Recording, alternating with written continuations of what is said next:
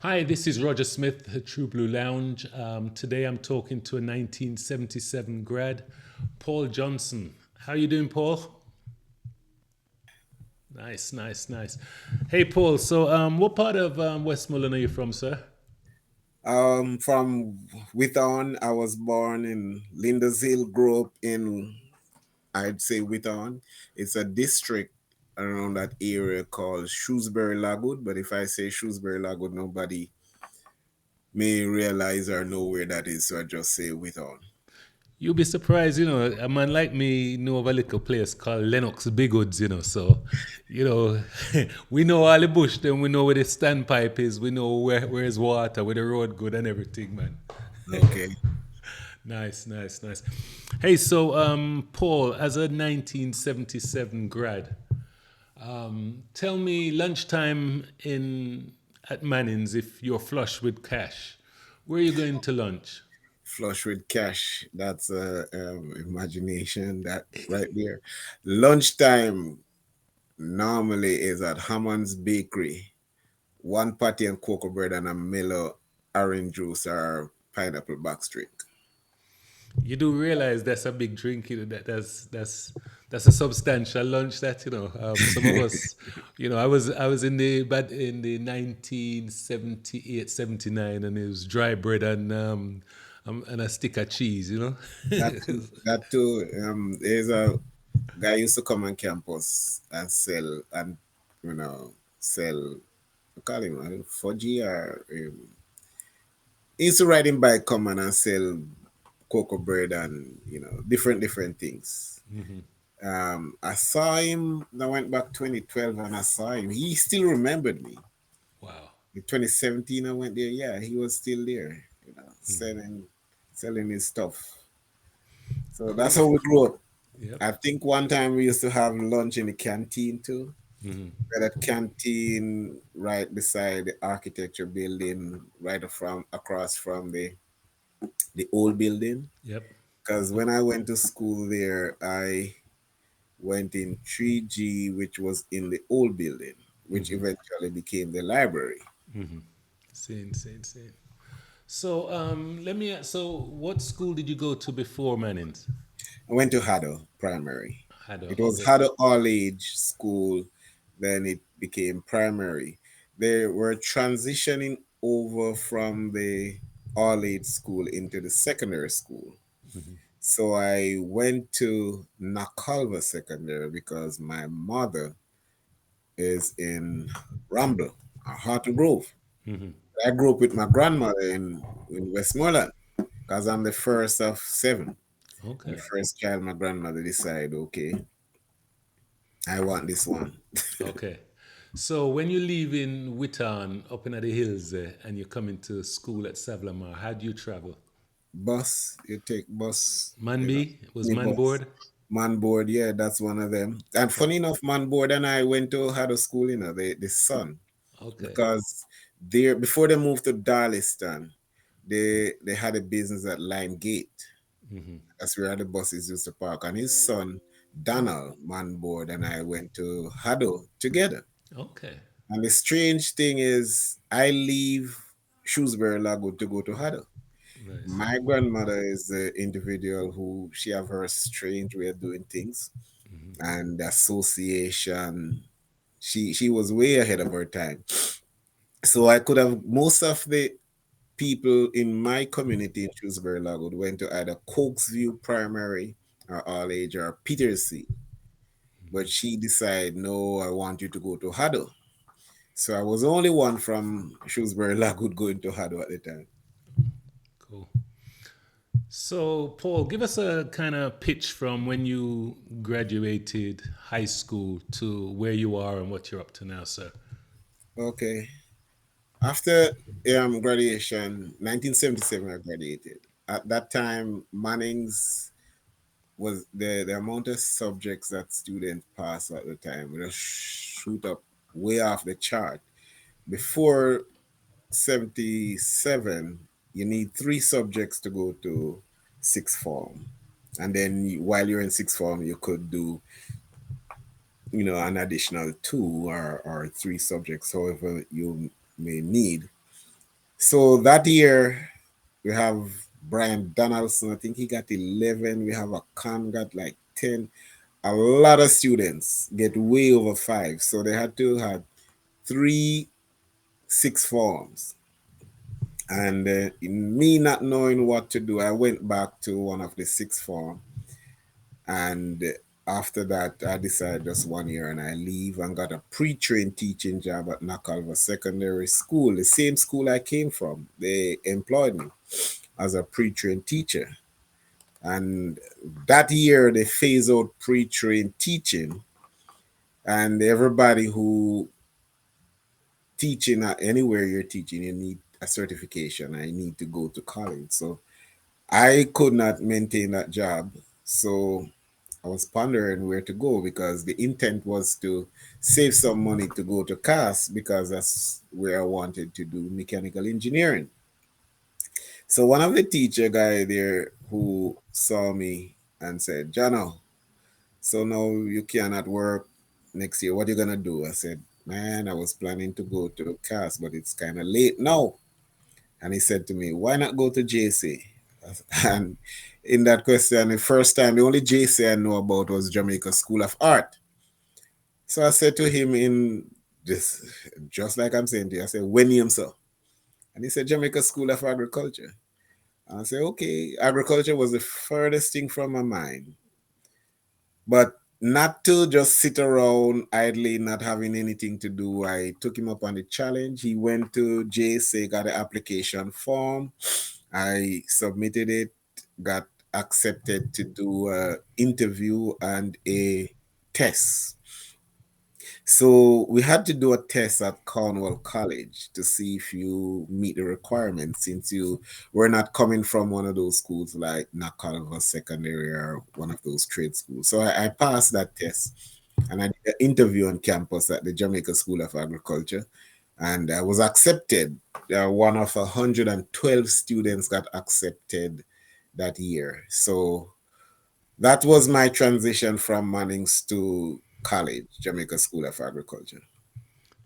And then after that, After that, I got a pre-trade, another job at Elim.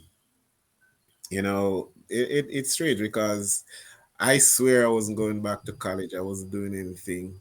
If I get a job at the time that was paying me $900, I would be set for life because we weren't getting much money. The first job I got, the pre-trained teaching job, got $212 a month. well, your memory So good. yeah, I never forget those things because I gave all of it to my grandmother who raised me. Wow, wow. The first paycheck I get, I give everything to her, and she gave me back her money. I said, "This is my gift to you for what you have done for me because I didn't know we were poor, but I wasn't lacked of anything." So I gave. That's why I remember I gave the first paycheck, and she said, "What? You give me all of this?" I'm gonna say, "Yeah, I give you all." And Wow. so after that, I said, "If I'm not going back to college because you grew up hearing that God coming back for His world in 2000, and you're talking 78, no, I graduated 82 from college. So you don't have much time before God come. So why go back to college and study? So if I get $900 a lot would take you a long way, man. But anyway, I got this job. I was recruited to the job at Elim because I was in charge of the Prigry when we moved to Pasley Gardens. JSA closed down that time. Mavis Gilmore closed JSA down. Some people went to CAS, some went to work, and the grubs that refreshment that were below us, they went to Pasley Gardens. Long time I hear the word grubs, or Grub, grub. grubbings. Grub. Yeah. So with that said, I went there and I used to take care of the piggery work during the summer. I didn't go home when everybody else went home. I had to work because my parents were poor and I know they're gonna struggle. They would find the money to send me back to college to JSA, but they would struggle. So I work on the farm. So I was taking care of the farm that year when they closed down JSA. When you say farm, what kind of animals do you talk about or provision? Everything: chicken, pig, cow, goat, all of them. And you So I talk was in about charge of it. pig in a concrete structure or pig in a Yes, field? concrete structure. So when that hog mess gets over For you, it didn't stick with you the whole day? oh man, if you work at the piggery, man, you have to wash properly, not to smell, Cause unless you me, wear gloves. it If smell you're like money, you know. cleaning, Me yes, it smell like money all day upon you. Sorry, go yeah, yeah, ahead, go that's ahead. true. That's true. So yeah, I was taking care of the piggery at that time when the whole entourage from the Ministry of Education was passing through JSA, and one of the guys there was, we call him Toto. He was in charge of the Pasley Garden. He eventually became the principal or president for Pasley Garden.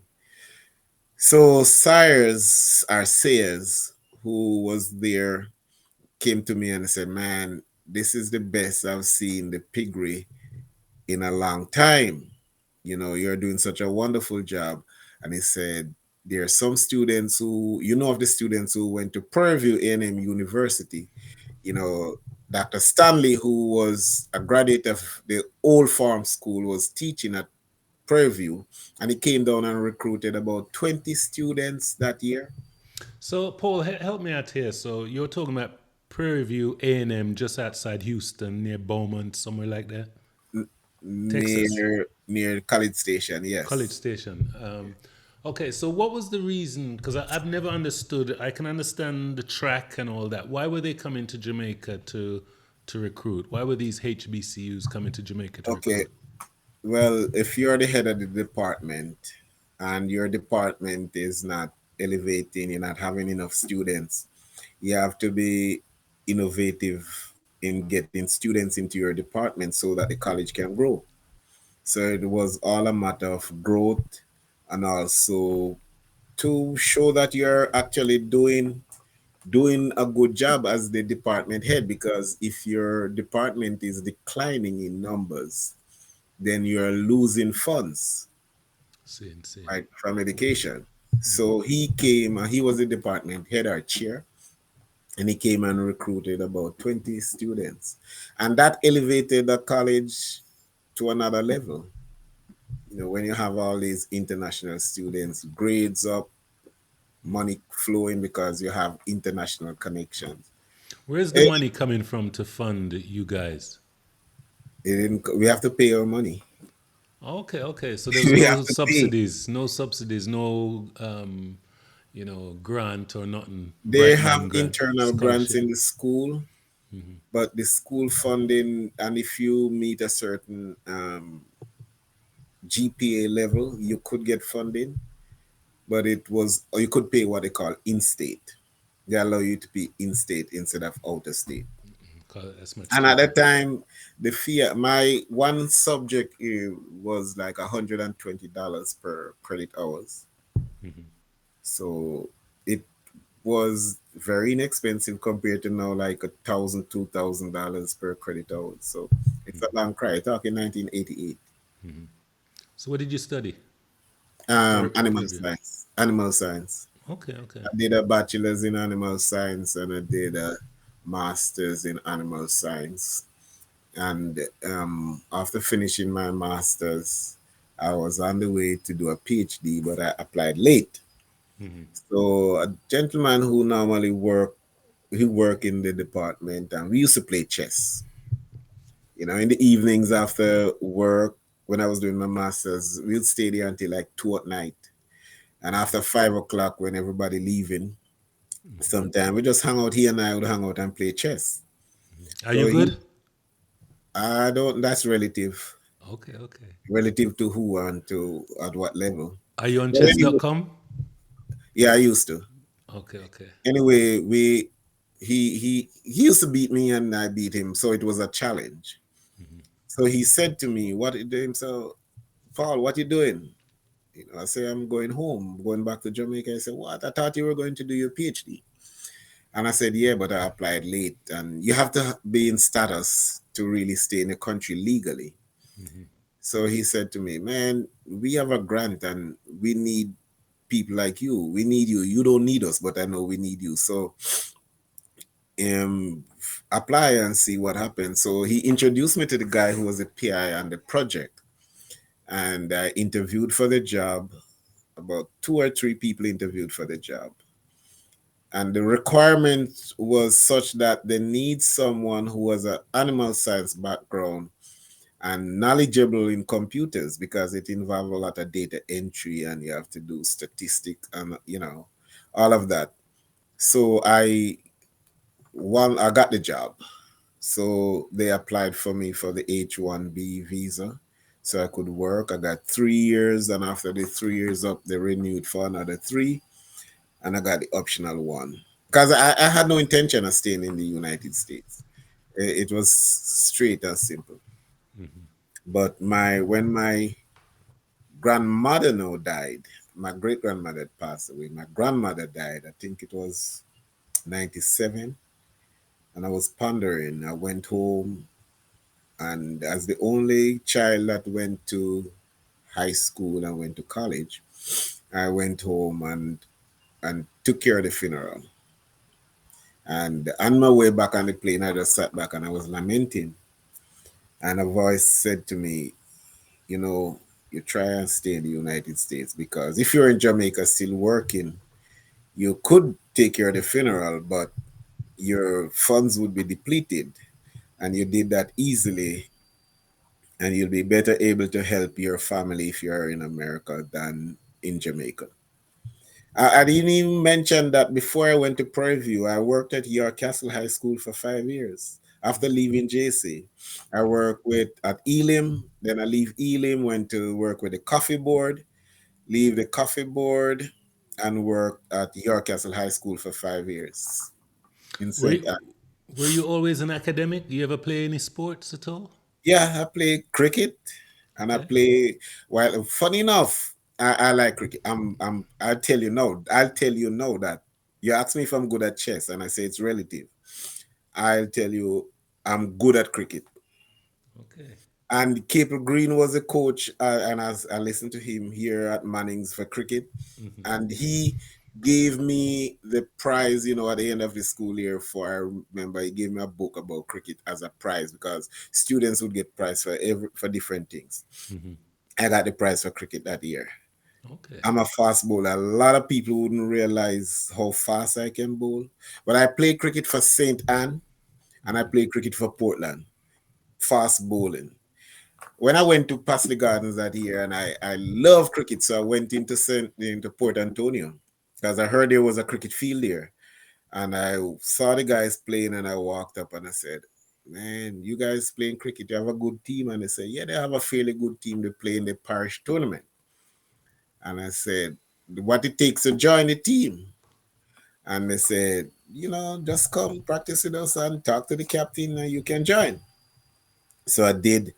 And the little short guy, I'm 5'10" and a half. They didn't expect me to be much of a, threat or anything. They just Malcolm think, Marshall. yeah. So they say, okay, come on, you can practice. I say, yeah, practice.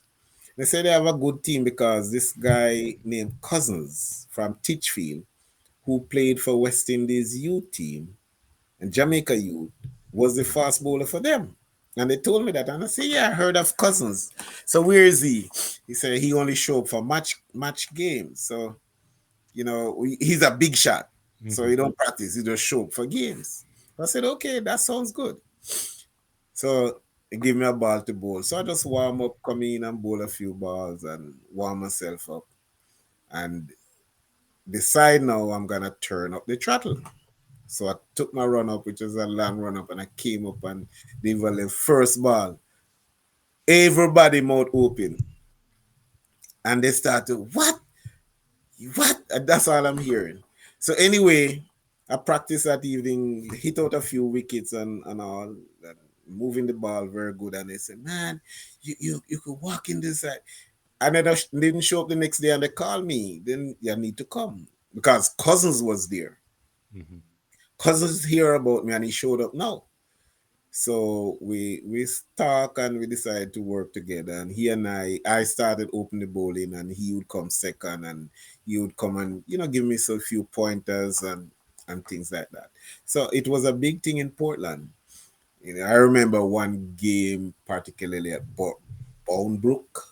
We're playing, and a lot of the guys who retired came in because they heard that I would be playing on that day. So they came out of retirement to see who I am and to discipline me. Not in any malicious way. It's just they it would be a measure to see how good I am and how good they are. You know.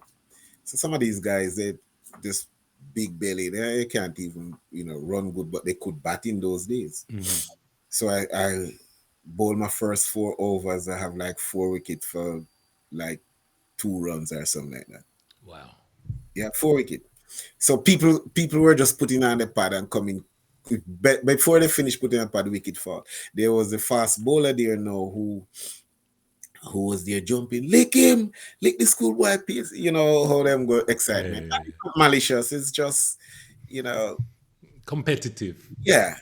So now this guy came in and they say he could bat. Bowl the first ball to him and he edged it and he went through slips. 4. Boom. Next ball, he swing and he fly off the edge again. 4 runs.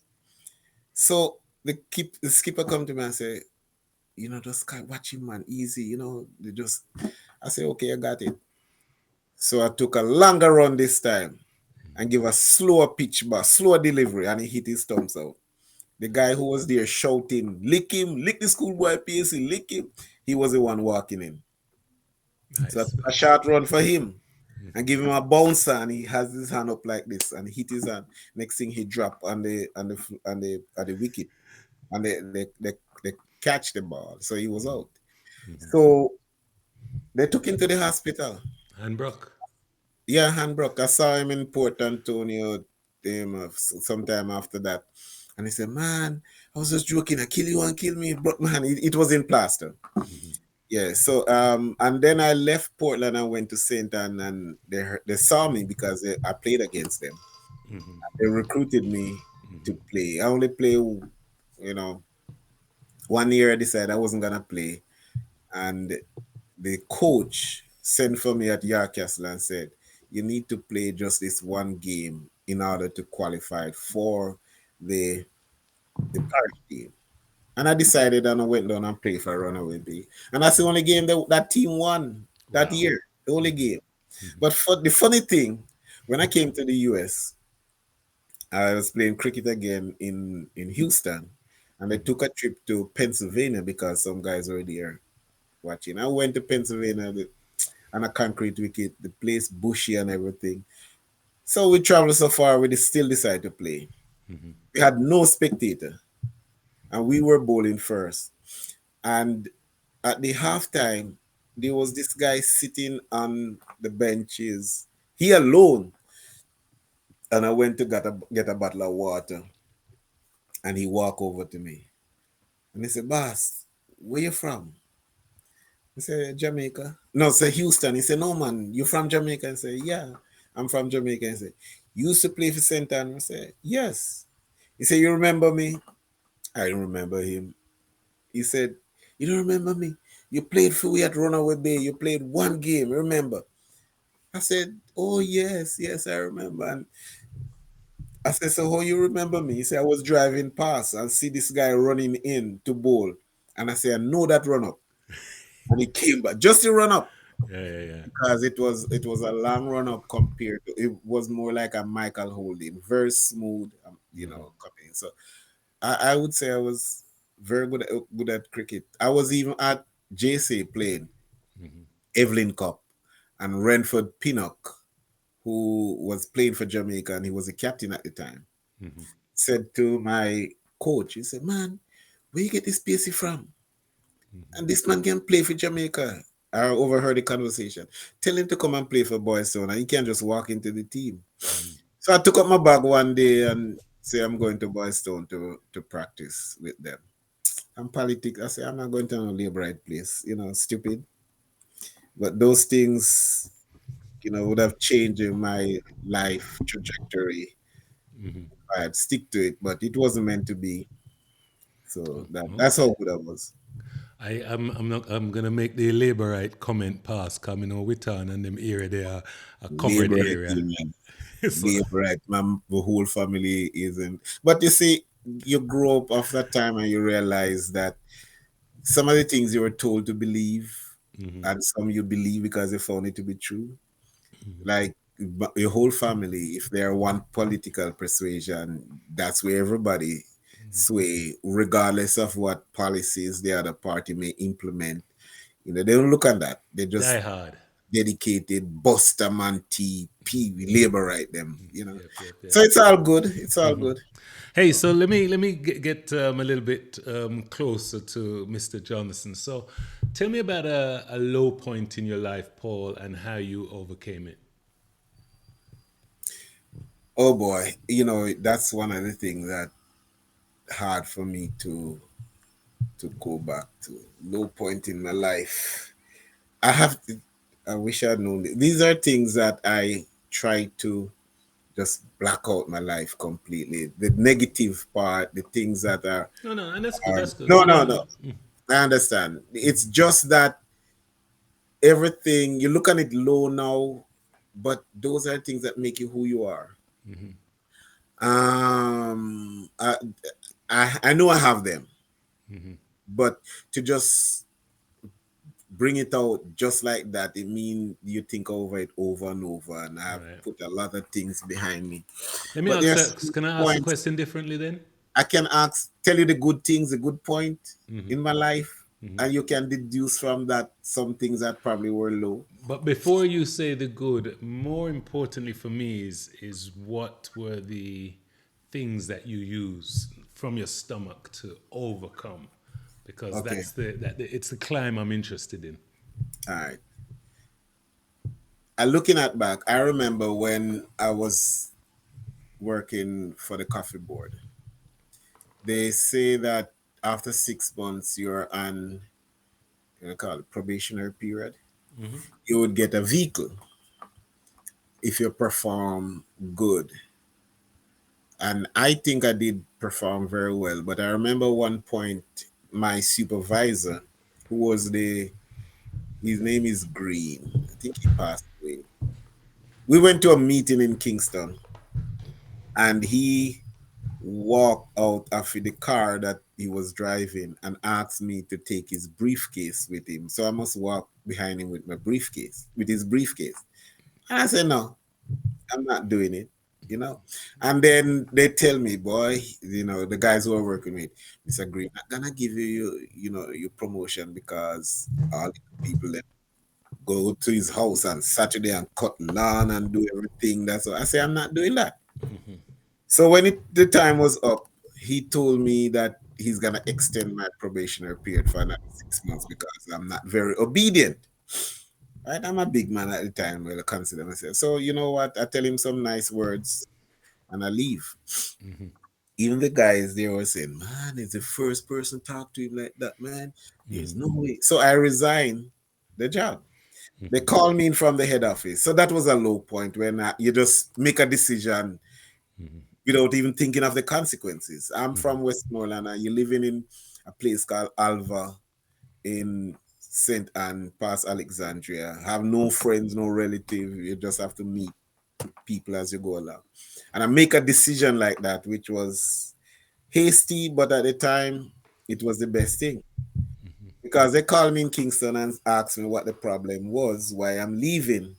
And they checked my record at Preview, at JSA, and see that I was a good worker, etc. And what they can do for me.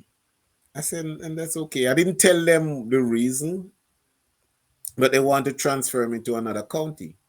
There were three county officers, and they were good friends. So I said to myself, if I move to another county, he's gonna tell that county officer about me. So I'll have to work twice as hard to really create an impression, or the energy I'm gonna expel to impress that guy to move me off probation so I can be full time. Is it worth it? And I decided I wasn't gonna take the transfer. I tell him it's okay, and we part amicably. And it was like the July, and the day the school give holiday, I went the following Monday to York Castle High School. I had to write out my resume and everything. You didn't have typewriter to type anything. So I walked into the principal office. His name was Sterling Gordon. He taught at Mannings too, and he said to me, "Oh, I see you went to Mannings. I taught at Mannings too. Very good." He said, "Our vice principal is from Mannings. His name is Mr. Brown." I said, "Carl Brown." He said, "Yes." Carl Brown taught me history while I was at Mannings in fifth form. But he's not here now. And the guy said to me, "That's good. You're from Mannings, good school." He said, "Hey, oh, you're in charge of cadet. You were in the cadet." I said, "Yes, sir." He said, "Well, we have a cadet corps here, but we don't have a teacher on staff to take it over. Are you willing to do it?" I said, "Sure, I'm willing to do it." He said, "Okay, you have the job," just like that. Hey, Bigger Brown and Oral was in cadets with you? Yes, sir. Bigger Brown used to be ahead. He was play the bass drum, the big drum, knock Nobody it. couldn't nobody couldn't carry it but him. I did after him. I Okay, did. I struck by I that. did that too. Yeah, Bigger Brown man, humble youth, nice youth man. Yes, yes, yes, yes. Yeah. I heard he Oral, passed. Oral became sergeant when I was corporal. Yeah, and he Sergeant was Major, yeah, or something like that. yeah, And and Mr. in Monroe was the big the teacher. yes, Monroe and Capel Green was in charge. Okay, okay. Monroe taught me geography. Yeah, he taught Mr. me. Green didn't play, did he? With us as kids. Mr. The Green, he was play. very strict. He was very Oh strict. yeah, the man. A funny thing, Mr. Green. He's a nice guy, very strict. Capel Green. You know, I give you one incident with Capel Green that I heard of. I wasn't part of. I think I walked up right beside where the sixth form was, where Miss Crombie's office. You know, Miss Crombie Boyne, married name Crombie, was. There's a male and a female toilet right there. So the boys used to go in there one during lunchtime or break time and gamble. You know, you play the tree, them we call it jack tree card, and you have yeah, Krona and Anka? No, no, no. no Gambling. chronacle. So it was I don't remember what it was, but Mr. Green heard about it. So the guys were there gambling, and Mr. Green walking quietly, and I think I move out. When I was standing there watching, you're going to use the bathroom. I move out. And Mr. Green, the money was there on the floor, And he stretched down his hand and pick up the money, and the guy and he backs his hand because it was intense. And the hand went down again, and I said, "What we have take my money, move on, go."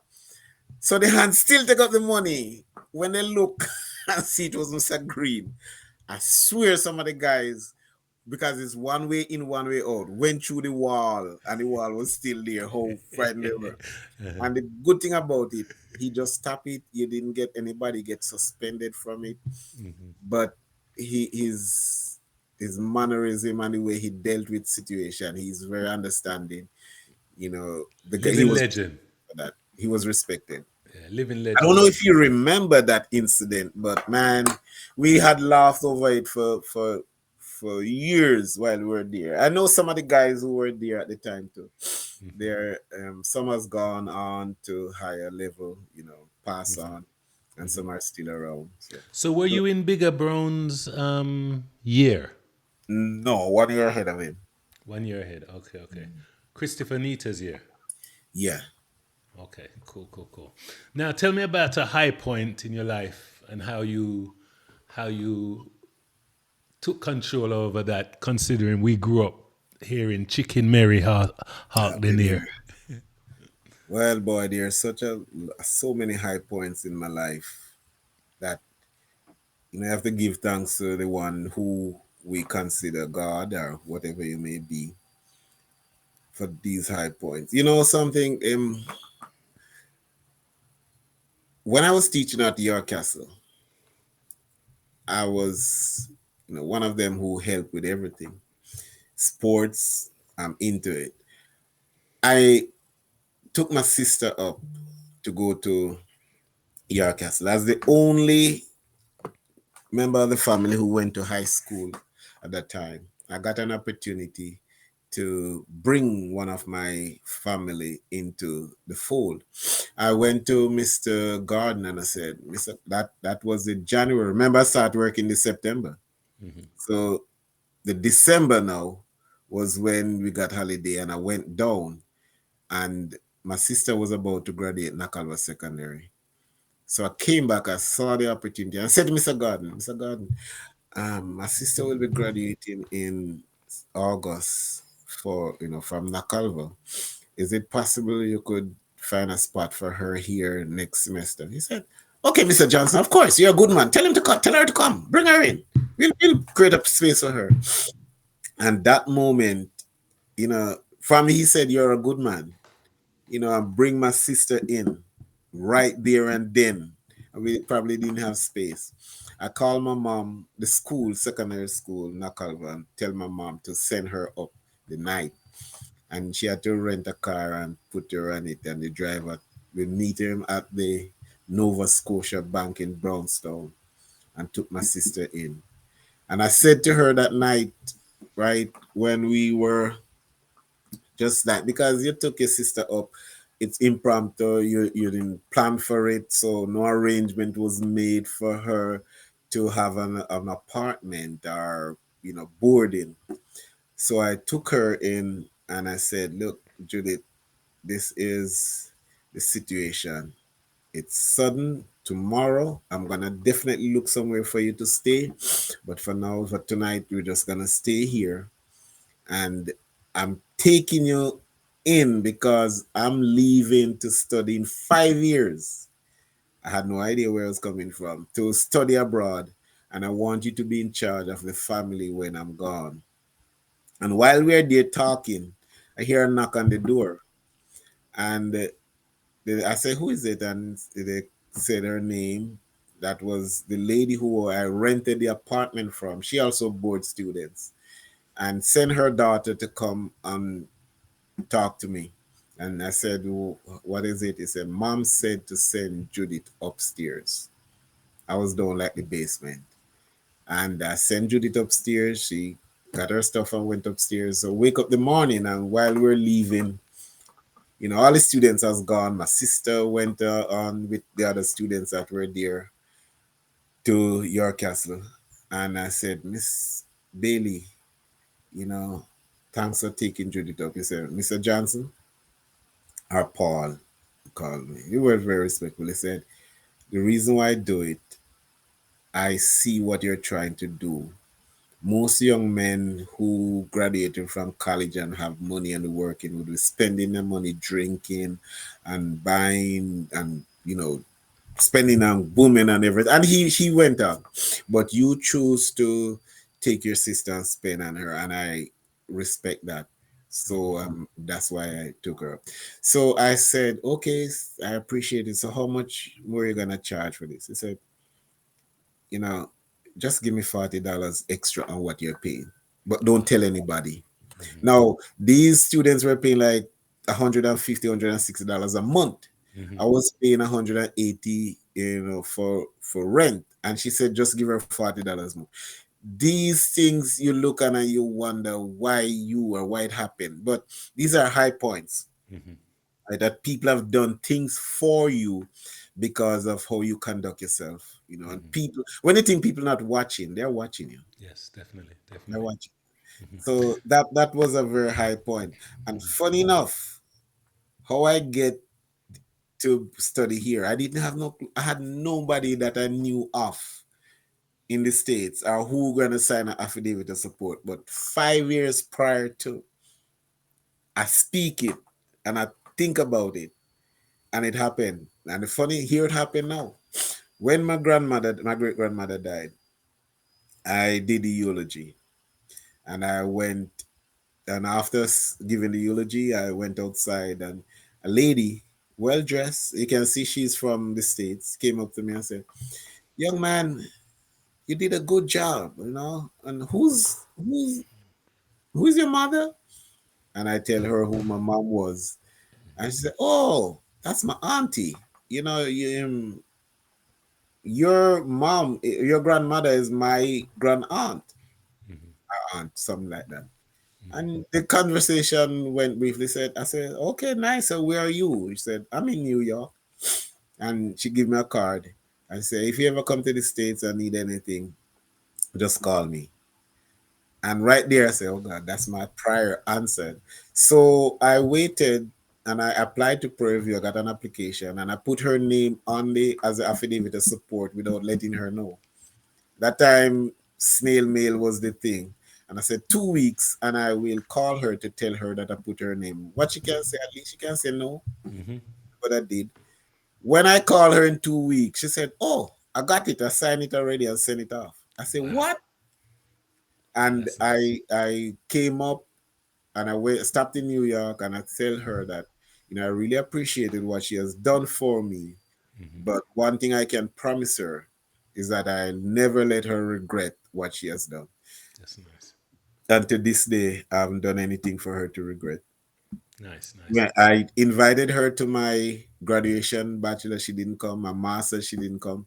When I was finishing up, when I graduated with my PhD, I called her and tell her to come, and she find all kind of excuse. I call her husband. I said, "Look, she didn't come. She did this for me, and to show my appreciation, I want her to come. I'm buying her ticket. She can stay at my house and all that." And she did come to it. And that aunt, I'll never ever forget what she has done for me. Nice. So those are some high points. I can name a lot more, but No, I no, don't. that's good. At least you got round to one. I need to know if you're religious and how religion has helped you in your life. This is gonna be a very controversial one, but I don't know whoever might whatever they may think of it. It's just me. I'm not religious. I don't believe in religion. I'm spiritual. I believe in that. There are two realms to our life: the spiritual realm and the physical realm. And what you see here, me as Paul Johnson, is just the physical side of who I am spiritually. Right? I'm just a container for the spirit. Because whatever in life you think of, whatever you may want to do, it first has to come from a thought. And that's where the spiritual realm is before it's manifested. And I give you an example. A lot of times you hear people come and say, "I have this great idea. I want to do this, this, and this." And they ask 5 or 6 people. Four may say, "Man, you're mad, man. You're crazy, man. That can't happen, man. It's not gonna happen." And one might say, "Boy, you know, knowing you, you will do it." And one another person might say, "You know what you need to get it done." Right? So, oh, the spiritual realm, only few people can see that. Nobody can see it until it becomes physical, except you. So that's why I'm not religious, because there are too many religions that out there saying different things about the same one God that we serve, right? And it has been Christianity for one, has been so commercialized now that it's scary. So I wouldn't say I'm religious. I'm more spiritual. I believe there is a God, and who that God may be or what it may be, it's up for interpretation. I personally think it's more of an energy level of energy that we exist. And if you look at it, there are two sides to everything. You have good and you have bad. So everything that is good can be equated to the godly side, and everything that is bad can be equated to the devil side, if you want to say. And with that being said, you have to have both. You cannot have one. Do you And pray yeah, I do. often? And not pray like go down on my knee and pray things. I pray silently. And it depends on what I want. I can give you an instance. And when you say you pray, do you pray to someone or is it just a thought of confirmation to yourself? Someone meaning a physical person, because No, but you're when gonna people talk. pray, I get the impression they're talking to somebody, and I'm wanting to know if you're talking to someone. The spiritual side that I believe is good, and that would be God. That's who I pray to, and in that sense, I might say God, so and so, what it may be. That's When we die, that's. Paul, what happens to us? Oh boy, It, what do you think happens to us? the physical part just disintegrate. The physical side, exists somewhere else in some form. I don't know what it is. Nobody has gone to come back and tell me. This is just my opinion, what I believe.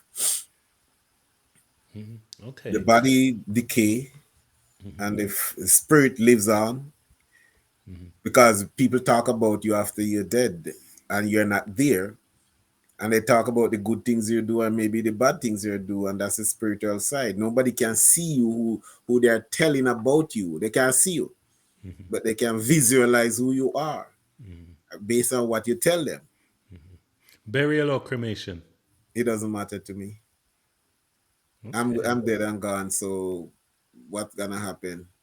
What I can't feel anything. I don't know. It doesn't matter. Okay. Nice, nice. How do you manage your mental health now?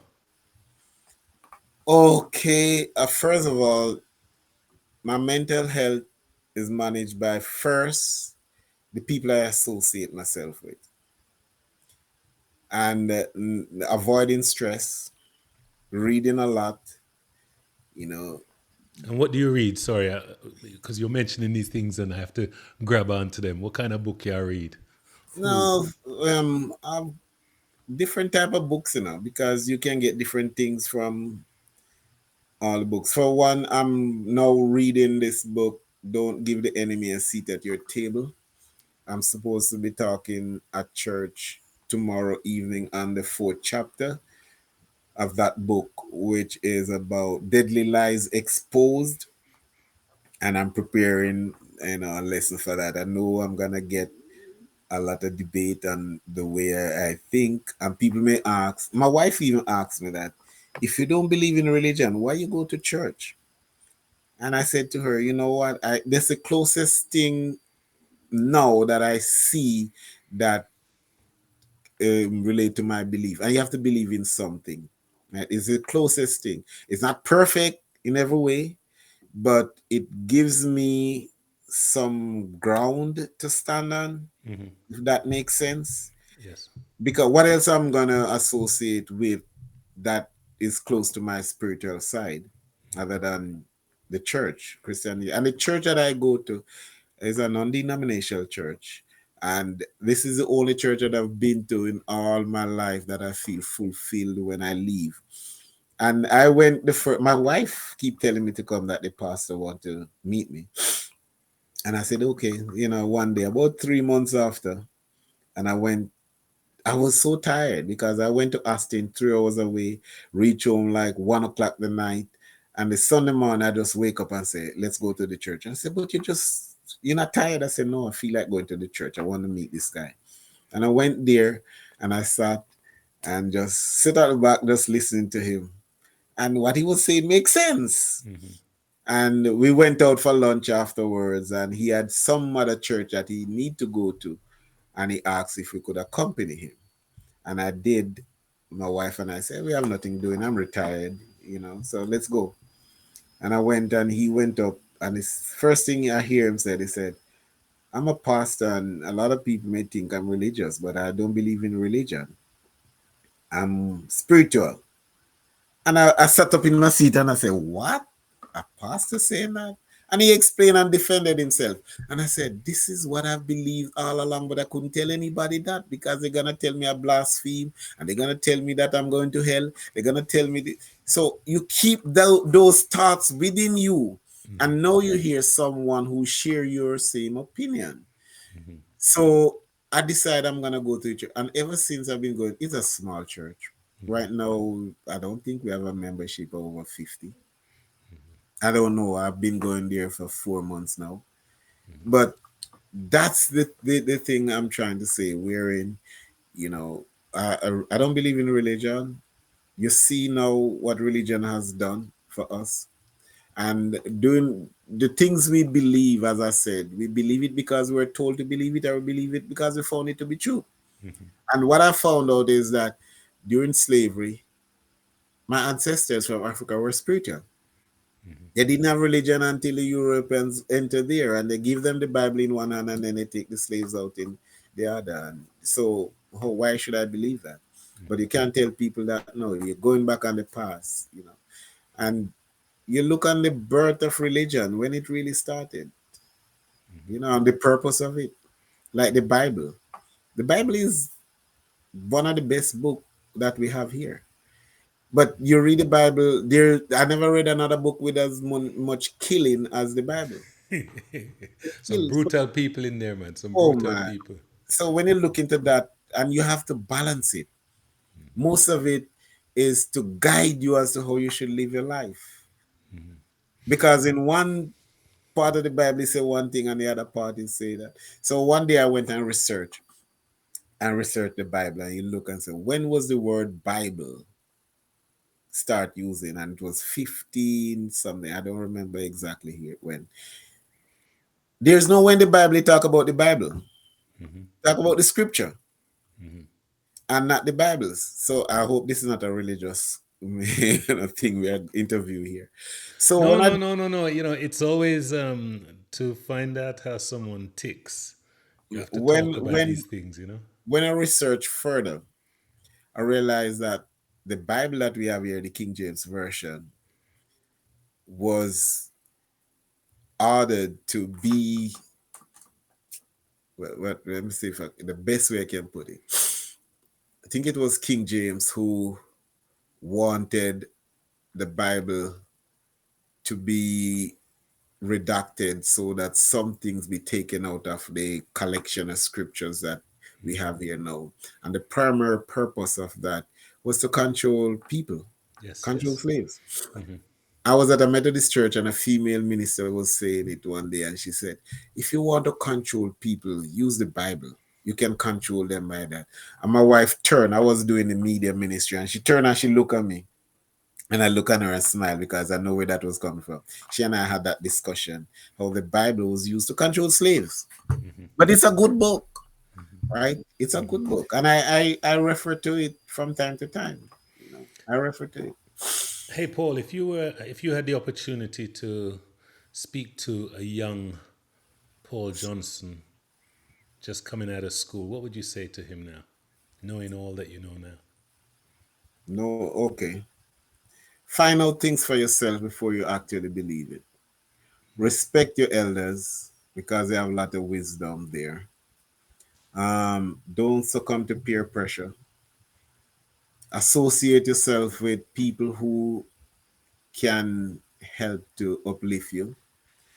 Um, don't accept everything you're told. While growing up, I had to. I had no choice. My grandmother is a very strict lady, and I tell you that peer pressure was one of the things in those days that you know it make you or it break you. And I give you this example. A young Paul Johnson was a bit stubborn. One day I was going to school, and in Wittown I stopped by this guy who was going up to Hado 2. And it was a little late, and he decided he wasn't going to school that day. And I decided I wasn't going too. So we stayed at his house and played cricket until school was over. And went home just like school was, like I was coming from school.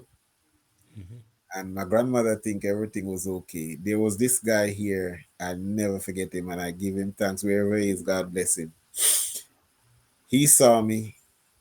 I think he's related to my grandmother some distance. Everybody in Jamaica, cousins, they're related. So he didn't say a word to me.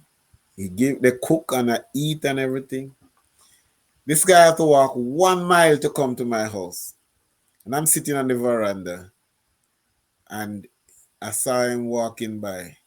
My grandmother's name was Gertie, Miss Gertie. They call her Miss Gertie, Gertrude Linton. He said, Miss Gertie. I said, yes, well, go on, cuz. So I just want to let you know your boy, he didn't go to school today, hang out around at the play cricket. I said, if the earth could open up and take me in, uh, uh, man, I got a beating for skipping school, and it was deserving. So the young Paul would realize that, look, not everything you see other people do, you do it. weigh the pros and the cons if you can. And it was young days. The only reason why I didn't go to school, because if I'd gone and was late, I was get a beating from the principal. But I got a worse beating from my mother. So which one you gonna take? So, in everything there are two sides to it. And which one you gonna take? I choose to be stubborn. Young me, listen to the guy, went home, got a whipping from my mama, and it made me a better person because I never miss school again. So these are the young things. When you're young, you do stupid things. So you believe in beatings? Corporal punishment, it depends. Because my kids now, I don't beat them. How many kids you got, by the way? Sorry. Three boys. Three boys. I started talking to them, like a man, and my wife said their husband in training. Nice, So nice. I talk to them like I want them to be spoken to. I grew up getting a lot of whipping, some justified, some not. I think corporal punishment is something handed down from slavery, Agreed. and I don't believe in slavery. So why should I impose that on my kids? I will first talk to you, and then if I can't make any headway, then that's last resort for me. So if you ask me if I use it often, no. If you ask me if it's justified, it depends. It's a last resort. My boys know every. I was at a meeting one day and they walk up and a guy come to me and said, "Man, I've been admiring those kids. I keep my fingers crossed and pray. I'm superstitious, but words are very powerful. You say the word and you don't know what comes from it." And he said, "You have any pointers for raising kids?" I said, "What you asking about pointers? You want me to tell you how to raise your son? So when you tell your wife that I said this," I said, I was just joking. But the point he was trying to make is that they were well behaved, That's and nice. they and I have no regrets. Sometimes I wonder if these are really my kids. Do you have But any vices, Paul? huh? Do you have any vices? Vice. Vices. You drink rum, smoke ganja, smoke cigar. Okay. Last one first. No smoking. Never smoke. Funny enough, my uncle who live in Jonestown in Kingston.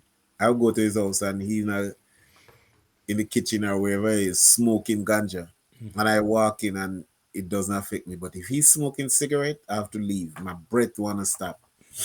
Right. Moral of And the story, ganja is good for you then, and not cigarette. So, well, it's your interpretation. Fine. That's for me. Yeah, it doesn't bother me. I can smell the ganja. I don't smoke, but it clears my lungs rather than smoke. It stop me. If the outdoor and it's outside and the smoke, I smell it. I have to move. It's like my breath want to stop. So that you asked about drinking. When I was younger, yeah, I used to drink, but I stopped drinking. I cut a lot of things out my diet or eating what I consume in 1986. 1986, I had some pain and I went to the doctor and Brownstone, and he said, "Man, you're a poor man with a rich man's disease." I said, "What is that?" He said, "You have gout." Pain, gout. yes, All over. yes. Oh my God. I thought it was So all in the feet. It wasn't. It's walking feet, on, but I I didn't know it's couldn't, everywhere. Okay. I couldn't. It was so severe. I couldn't cover my leg with the sheet. It seems like a brick was on it. I went to a specialist he referred me to a specialist in New Kingston, and I went to the specialist, and the guy was there. He looked through the X-ray, and he was looking at it. I said, "How long you been having this?" I said, "Like 2 months." He said, "No." He called another guy in and said, "Look at this." He said, "There's no way 2 months worth of infection can cause the cartilages around the joints to be this eroded." And he said, "Would you mind coming back? Because we have never seen anything like this. So we want to know some more about it." I didn't bother. I come up here. after that. But I had to be taking allopurinol and colchicine, have those medication on hand from 1986. And I did my research and found out that gout has a lot to do with what you consume. Right? So red meat was one of them, shellfish, alcohol. So I start experimenting on myself by eliminating certain things and then reintroduce it and see what happened. One of the first thing I eliminate was beef. I used to cook beef, oxtail and those type of stuff a lot. And I noticed when I stopped eating beef instead of red meat, 2 weeks after I tried again, and oh my God, the pain comes on. So I said, boom, you gone. Drinking a lot of beer. I used to drink Heineken and stuff like that. I drink when you go out. I don't know if you know this in your time. It's called Dark Shadows. It's No. red stripe beer and red label wine mixed. Yeah, we used to call it steel bottom. Steel bottle. Okay. I drink used to be Smirnoff vodka and Schweppes bitter lemon. Right. Those were the drinks of choice. But I cut all of that out. To the point wherein I just used to eat mostly fruits, and I can eat goat meat, I can eat pork, I eat a little fish, not a whole lot, but little bit here and there. And 2013, I went to the doctor here, and she was about to prescribe allopurinol for me again. And I said, I don't think I need that because I haven't had any outbreaks since then. He said, no. I never hear anybody, you know, recover from gout that they don't need medication. You need to take the medication. I said, okay, run my uric acid level, and if it is high, then I will take the medication. I have it on hand because I don't like taking a lot of medication when your body can recover from itself for some things. Some things you need a boost, like a catalyst or whatever it is. So when I reached home, he called me and he said, man, your uric acid level is so low that you don't need the medication. But just in case, you can come back and I'll give it to you. So 2013, I haven't been on any medication for gout since then. And I haven't had any flare up. Nice, And that's nice, discipline. nice, nice. That's good. Hey, Paul, when you think of the future, are you hopeful? Oh, yes. Oh, yes. You know why? When I was growing up all along, I hear my grandmother used to tell me, "Oh, this generation is a generation of vipers. I'm so sorry for the world, what it's gonna be like, and everything." And look at we now. We're more advanced in technology. We are in discipline in certain ways, yes, but it's a different generation, and you have to understand that changes will come.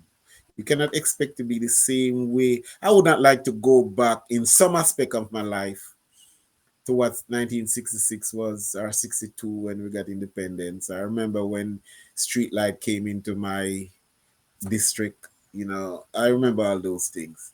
So it can only get better, but better is relative to who and to what. I hear a lot of people sometimes say, oh, they're gonna be worse than this. And I said to myself, not to them, those are selfish individuals because they're looking from one perspective and that's their perspective. Right. Okay. My kids here, I was talking to them at the kitchen table one day, and normally I like when I'm talking to people, they look at me and they listen to me. And he was doing different things. And I said, boy, you're not listening to me. Did you hear what I just said? And he said, yes, I heard what he said. I said, what did I say? And he repeat everything to me verbatim. From that day, when he talking to me, he want to listen. If I think he's not listening, that's okay. But I asked him a question to make sure, and he know. So kids nowadays can multitask. We couldn't do it. We didn't have the amenities. We didn't have the resource in those days. So we're getting better at providing these resources. Now AI is coming along. Some people may, you know, outlaw the AI, and some people may embrace it. It depends on who you are and how you see progress. So it's relative. I'm hopeful. Nice. I have two more questions for you, sir. So, what was your PhD in? Environmental toxicology. Toxicology. Okay. When you think of academia now, especially in the United States of America, and how it's such a business, do you think something is going wrong? Because what I'm finding is it's like advertised to a lot of poorer people, in meaning you cannot be someone unless you have a bachelor's or a master's, and a lot of poorer people are putting themselves in debt, wherein you'll find as some people get affluent, they'll get to a certain level and they'll invest in themselves. And that's just my opinion. I just want to know what your opinion is about this. Yeah, yeah, the education system here is different. I think it's not keeping pace with reality. What I mean by that is the same way we were teaching in 1954, we still teach that same way, or we have made much changes since we're here in 2024. So we have all these amenities to us, we have all these resources, but yet we teach the same way, expect the outcome to be the same to match what we have here. So on one hand we are advancing, on the other hand that feeds into the advancement is not taking place. Most of the people who work now, 50% of or more of what they learn in school did not prepare them for the job that they're in, Agreed. right? So if that being said, then you have to adjust the system to meet the requirements that is out there. If you interview most of the CEOs and ask them, what are you spending most of your resource on? Is it development or education? And they may say they're educating the employees to meet the development that is taking place in the workplace. So we are not addressing the tributaries that feed into the stream. So we have to make some adjustment there. The advancement is way ahead of the policies in place to support that those advancements. If you can meet someone live or that has passed, anybody, just to sit down and talk to, who would that be? Oh, some Nelson Mandela. There's a Go few. on, name two, Can three. think of Nelson Mandela. If I could talk to Einstein again, I want to see, what was the principle, the what led him to develop this, equation, relativity, how he came. Mandela, because of his leadership and he endured so many years in lockup because he was fighting for a cause. Martin Luther King again, who came to Jamaica a lot during his time. Who influenced him? What really motivated him to know that you can die, but yet you decide to give up your life for a group of people who don't appreciate the work that you have done now, right? I remember reading one thing about Nelson Mandela and I asked him, "You're such a good leader. What makes you become a good leader?" And he said, as a child, he used to follow his father, who is a chief in the community. And they would sit in a circle. And when they asked question, his father allowed everybody to speak before he speak. So what that tells me is that as a leader, you have to listen to everybody and then you summarize everything because you cannot come up with the ideas, all the ideas. You cannot know everything. So for his leadership skills, and I use that a lot when I'm in charge of a group of guys now. I'm the president for the last 2 years, and I have to listen to everybody. And people will come to you and they'll tell you but you cannot make that decision of one person telling you something, because regardless you know it or not, you're not leader for those people who vote for you, you're also leader for those who didn't vote for you, right? And I also resort to the fact that when people come to tell you something about somebody else, it's always for them to look good and the other person look bad. I Correct. never see somebody come and tell me something about, boy, that guy good and he did all of that and everything, and I'm the bad one. No, it always for them to look good and the other person look bad. Hmm. So how are you gonna listen to them? So these are some of the things that, people who, if I could talk to again, I would Einstein science part, because I like science, leadership, Martin Luther King, um, Nelson Mandela, and as time goes on, you can think of a few more. But for now, that's all. That's what I can think of. Nice. Hey, Paul, I really want to thank you for humoring me. I got to know a little bit about Paul Johnson. When I'm next in Houston, instead of coming down there to play dominoes, I think I'll bring my chessboard just to see Okay. how well you can protect your queen, you know? All Yeah, right. man. Thank you very much for You're taking the welcome. time and talking to me, brother. Thank you. Yes, sir. All right. Keep doing what you're doing, man. Good job. All right. Thank you very much, man. Take care. Okay. Bye bye. Respect. Bye bye.